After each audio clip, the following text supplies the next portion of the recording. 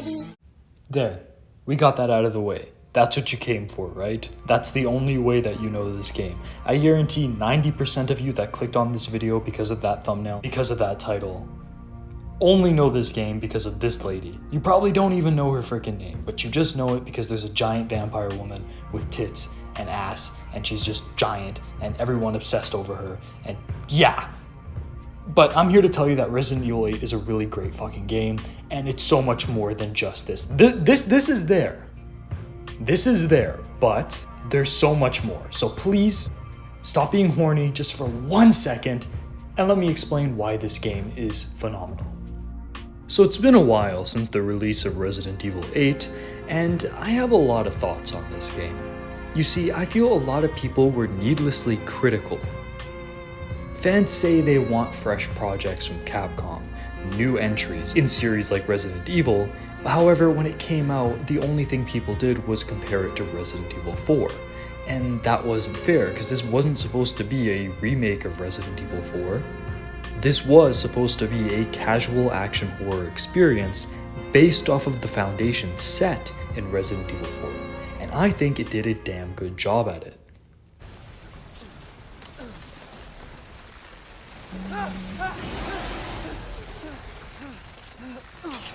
Now you know me, one thing I'm gonna notice in any action game with guns is the cool guns that are featured, and by God, you get some pretty interesting weaponry here. Now before I do an overview of the sandbox, let me just point out how Resident Evil 8 has some pretty obscure guns and gives them a nice little limelight. I didn't even know what the CZ Rami was before I played this game. I never knew about the French bolt-action F2 sniper rifle, and I definitely didn't know about the USW. Like I said before, this game is based off of Resident Evil 4's foundations, and this definitely bleeds into the sandbox and combat loop. You have a Resident Evil 4 style progression system, specifically with your upgrades. Now for the most part, this game is a clear level up system, in the sense where each gun that you get can be leveled up and made better, but then the new guns that you get replace the older guns that you used to have and become the next version of whatever role that older gun was supposed to be playing. A great example of this would be the jump from the Lemmy to the 1911. The Lemmy is a subpar pistol at best, but at the beginning of the game it's all that you have, so you use it. But once you unlock the 1911, it becomes the MVP of the game, excelling in that mid-range combat role that Resident Evil pistols tend to fall into. Now this whole level up nature kind of differentiates Resident Evil 8 from Resident Evil 4. You see, in Resident Evil 4, all the weapons felt pretty different from one another, even though they were technically in the same category. Let me explain. It is a level up system here in Resident Evil 4. Let's take the shotgun category. The starter shotgun, the riot gun, and then the striker. The starter shotgun is easily the weakest shotgun. Then you go up and you get a definite damage boost with the riot gun. Then you get the most damage when you get to the striker, so pretty clear level up, right? Well, if you upgrade these guns all the way, they get their unique little kinks that still differentiate them from each other and give merit to using the older shotguns. For example, the starter shotgun gets the best range damage per shot. So for example, I could be using this shotgun and shooting guys from across the map, and there's no damage drop-off. The riot gun tends to be the best balance of both range and damage, whereas the striker really hones in hard on damage, but then also ammo capacity, with the fully upgraded version of it being able to hold 100 rounds. So there is that clear distinction of starter shotgun, mid shotgun, late game shotgun, but it still has this element of I can still use whichever one I want, and it has its own unique benefit. Taking this back to Resident Evil 8, they scrap that novelty aspect and instead dedicate themselves to a straight up level up system. Let's again take the shotguns. You have the starter 1897, then you move on to the Remington 870, and then you finish the game with a Saiga. Every one of these guns fits into a nice little hierarchy, with the 1897 being on the bottom and the Saiga being at the top. You feel stronger as you unlock each new shotgun because they progressively get better. Even when they're all fully upgraded, this order of hierarchy doesn't change. So on the one hand, this makes it a really nice clear-cut level up system, in the sense that it's very easy to understand. I start with okay shotgun, and I go to the best shotgun. I like that, it's clean, it's nice to look at, and it definitely comes across in the gameplay. However, I will admit, I did kind of like Resident Evil 4's novelty factor, in the sense that even the older weapons still had some use. Even though that muddled up the level up system being clear, it was still an interesting feature. All the same, I don't think Resident Evil 8 has a bad weapon system. If anything, again, it's a great example of a level up system in a video game with guns. The enemy variety is really cool. You see, the Resident Evil 4 foundation is based around two things, when it comes to the combat at least: accuracy and crowd control. Resident Evil 8 continues this, with accuracy mattering, with certain enemies only being able to take certain damage at certain spots, and then the crowd control comes in when you get a whole bunch of enemies in front of you and you just need to clear them all out. So a good example of how this is reflected in the enemies in the sandbox is when I'm in Heisenberg's factory, going up against his mechanical soldiers, I might want to use a pistol or a sniper to hit them on their very specific weak point. But then if I'm in a situation where I'm surrounded by a bunch of Lycans, I might want to take out the shotgun, as that has the most crowd clearing potential by just knocking a whole bunch of them back and giving me a little bit more breathing room. So I switch between these two types of weapons, the accurate ones and the crowd clearing ones. Your pistols, your snipers, your rifles, and then your shotguns and explosives.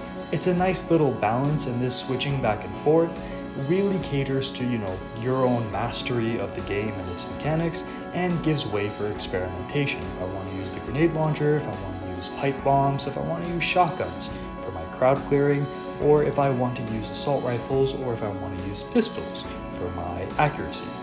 Resident Evil 8 builds on the foundation of not just Resident Evil 4, but of course Resident Evil 7, the other game that it's very closely resembled to, as it's pretty much a direct sequel to it.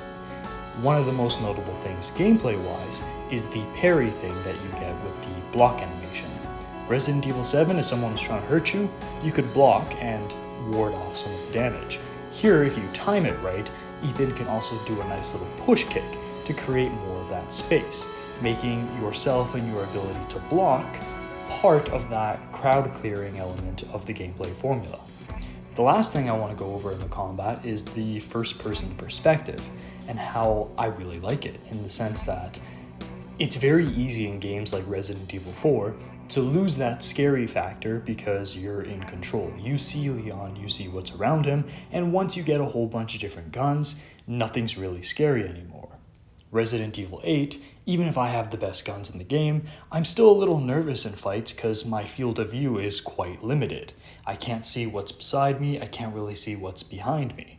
So I always have this element of tension in the gameplay, and I really like that. You're still alive.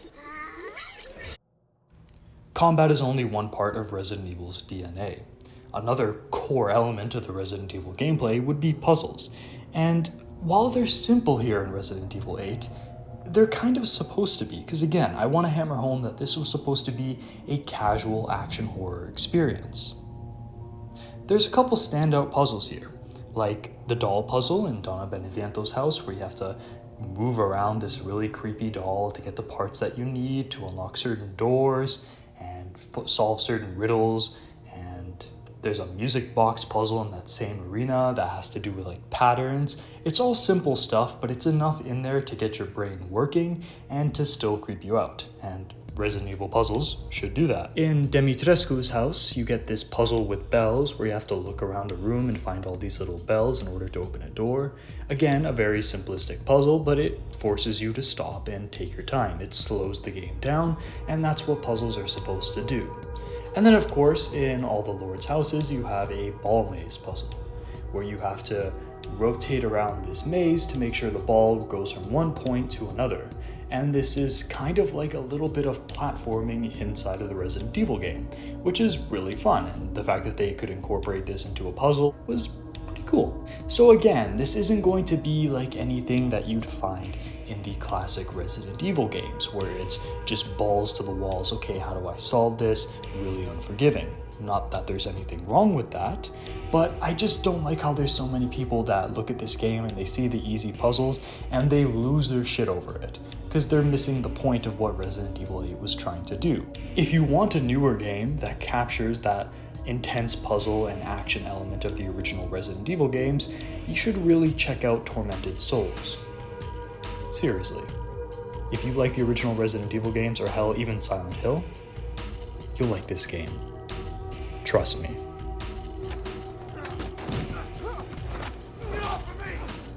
Stay the fuck down! Now again, as this is a game that builds off of Resident Evil 4's foundation, we have exploration, which takes up a big part of the game, and I feel like Resident Evil 8 does this awesomely. The environment is so fun to explore, and I was curious. Even though I was creeped out in certain areas, I was curious to see what's in that house, what's around this corner. I was mesmerized by the Romanian castle wintry village setting. It was so creepy yet beautiful at the same time. Like the merchant in Resident Evil 4, the Duke warrants your exploration, because you'll be finding stuff like treasures to sell to him, or maybe you'll be finding ammo, or maybe you'll be finding animals that you can hunt down and make meals that give you certain buffs when you go back to him. So having the Duke in this game, just like the merchant, again, like Resident Evil 4, helps justify the exploration so you never feel like you're wasting time. Every second you spend searching every nook and cranny has a purpose because there's a reward for it. There's tons of optional areas in this game that unveil different weapons, boss fights, and special treasures, and as someone that really likes to get lost into environments when I'm playing a game, I really like this. Resident Evil 8 has this really unique kind of hub area between all the lords, which is the actual village that you're constantly going to be coming back to and constantly finding new things to solve different puzzles that are there. So this village starts off as a very restrictive area where you can't really go anywhere or unlock any doors, but as you play through the game and you get more of these items, you get to open it up and it really becomes your playground.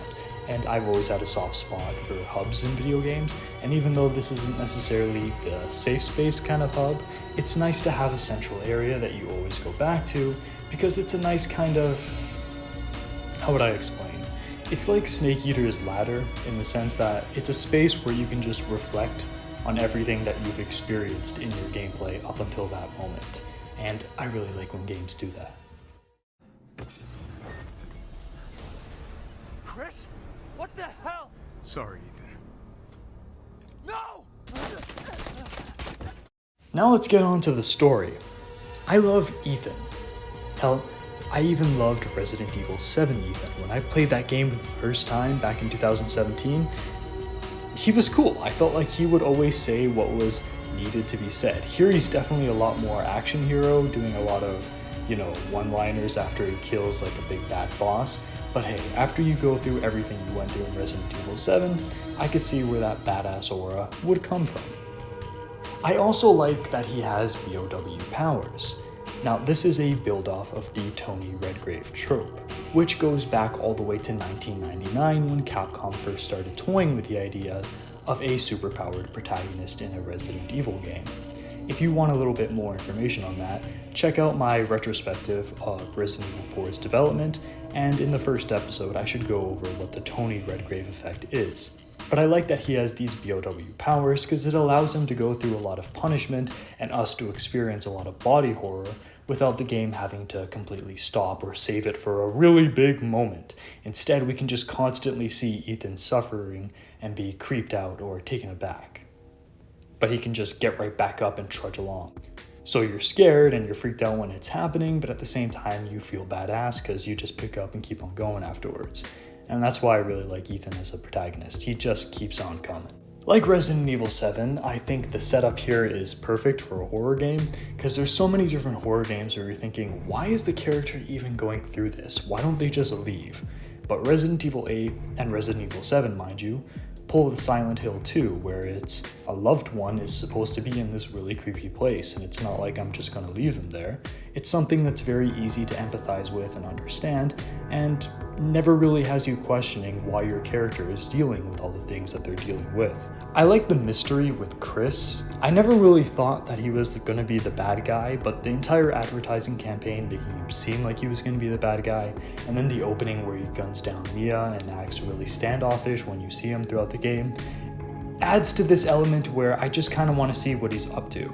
The whole thing where it's like, oh my god, did he really kill Mia? Is he really this bad guy? I never bought into that, but it did make me curious to figure out what was going on with Chris. And that's something that this game does really well overall, the first time you go through the story.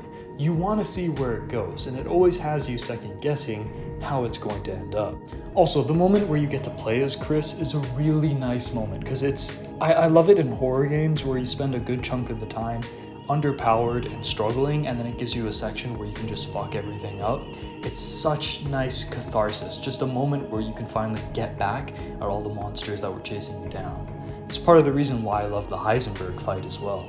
A lot of people had an issue with the Heisenberg's factory and his boss fight overall and the whole tank section, but I feel like it was a much needed little bit of action right towards the end of the horror game.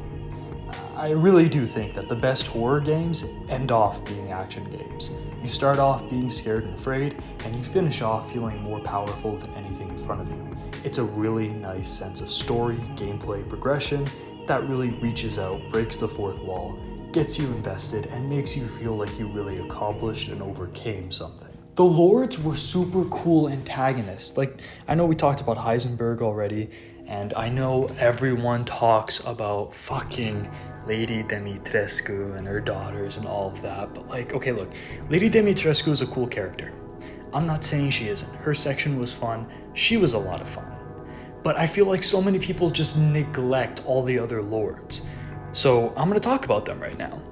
Donna's mansion was pure terror and tension with the weird baby monster in the basement and the dolls, and really reflects that kind of classic sense of Resident Evil in the sense that you're scared, underpowered, and you have to solve puzzles to progress. I feel like it was a nice break in the game's overall pacing, and I think that Donna herself is a really interesting character. This weird kind of doll maker that uses this Cadeau parasite to mess with your mind. She also uses that parasite to control these dolls and make them come at you. If anything, again, Donna's section reminded me of a lot of cut Resident Evil 4 concepts, and it felt really good to see them come to life. The hallucinations, the dolls. It's really cool that these ideas that were scrapped so long ago are finally brought to life in what I feel was the best way possible. And yeah, I'm also interested in seeing more of Donna and Angie. If there's DLC, I know it's all going to be Dimitrescu, but I hope there's a little bit that goes more into Donna's character and allows us to see more of Angie doing her creepy doll shit, because honestly, I can't get enough of that. Then we have Moreau's section. Like, yeah, he's just a creepy fish man, and his story isn't really as interesting as Donna or Dimitrescu or Heisenberg, but he was so much fun. His section was so much fun. The whole idea where you're platforming across this water, shooting down platforms, doing these weird timed puzzles to make your way across so you don't fall into the water and get eaten by this giant fish, ziplining across windmills, solving puzzles to drain water. This whole section was so freaking cool. And from a gameplay perspective, it's probably my most favorite part of the entire game. And I feel like not enough people talk about this, and it's way too slept on. Moreau's part was badass, and even his final boss fight towards the end there is kind of like a better version of Dimitrescu's boss fight. I love Moreau's section. And in terms of Resident Evil 8's gameplay, if I had to have someone sit down and just play one section, this would probably be the one I'd use to try to sell them on the game.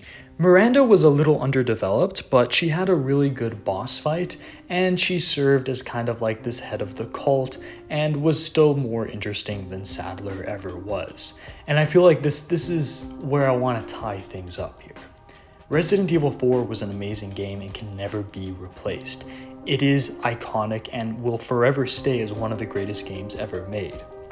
However, its story was really fucking boring, and its setting wasn't really that imaginative. Like, you had the setup of the cult, but then Salazar and Sadler and all these people were just really fucking boring. The story was lame. Resident Evil Village makes me want to know more about these antagonists, makes me want to know more about the village. I want to explore, I want to read these things, I want to experience this world that Capcom has crafted for me.